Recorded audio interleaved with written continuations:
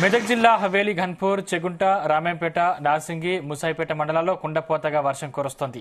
మెదక్ జిల్లాలో 44వ నంబర్ జాతీయ రహదారి నీట మునిగింది. వరద పోటెత్తడంతో జాతీయ రహదారిపై రాకపోకలకు అంతరాయం కలిగింది. కిలోమీటర్ల కొద్దీ వాహనాలు నిలిచిపోయాయి. సిద్దిపేట జిల్లాలోనూ భారీగా వర్షాలు కురుస్తున్నాయి.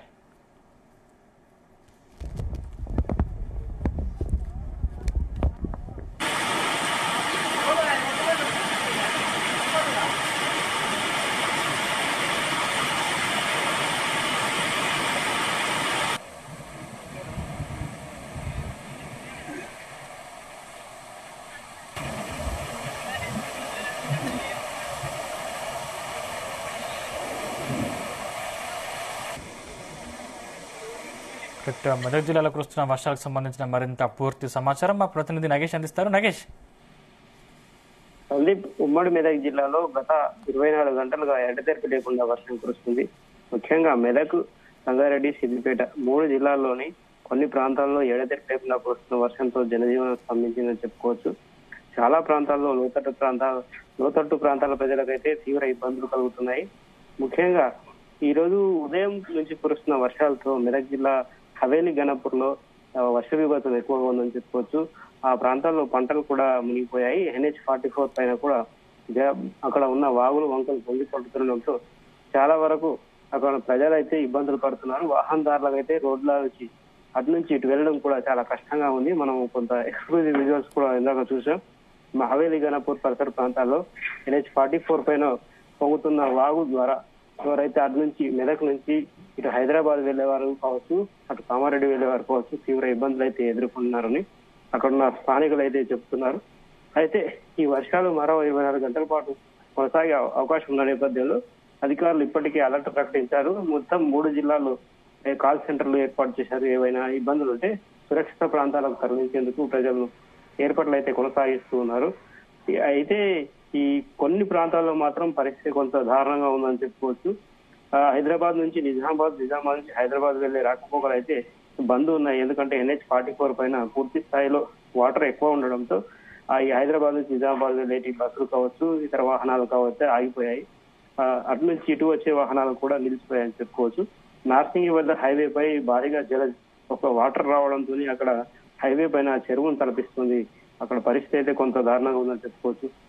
మరోవైపు సిద్దిపేట జిల్లా జగదేవ్పూర్ మండలం తిగుల్లో కేసీఆర్ కాలనీలోకి భారీగా వరద వచ్చి చేరింది. దీంతో అక్కడ నుంచి ప్రజలను అయితే సురక్షిత ప్రాంతాలకు తరలించారు. కానీ కొంత అక్కడ పరిస్థితి ఇంకా అదుపులోకి రాలేదని చెప్తున్నారు. మెదక్ జిల్లా చిన్నశంకరంపేటలో కూడా వర్షం కొంత ఎక్కువగా ఉంది. అర్ధరాత్రి నుంచి ఎడతెరిపి లేకుండా కురుస్తున్న వర్షంతో అక్కడ ప్రజలైతే తీవ్ర ఇబ్బందులు ఎదుర్కొంటున్నారు. శంకరంపేట నుంచి అంటే చిన్న చిన్న వాగులు కావచ్చు, అక్కడ ఉన్న చెరువులు అలుగులు పోస్తుండడంతో లోతట్టు ప్రాంతాల ప్రజలకైతే తీవ్ర ఇబ్బందులు కలుగుతున్నాయి. అక్కడ ఇళ్లలో కూడా వరద నీరు వచ్చి చేరింది. దీంతో మెదక్ కలెక్టర్ రాహుల్ రాజు ఇప్పటికే ఆయా ప్రాంతాల ప్రజలను అలర్ట్ చేశారు. అధికారులు క్షేత్రస్థాయిలో పర్యటన చేసి ఎవరైతే ఇబ్బందులు పడుతున్నారో లోతట్టు ప్రాంతాలు వరద నీరు ఇళ్లలో చేరిందో వారిని సురక్షిత ప్రాంతాలకు తరలించే ఏర్పాట్లు అయితే చేస్తున్నారు.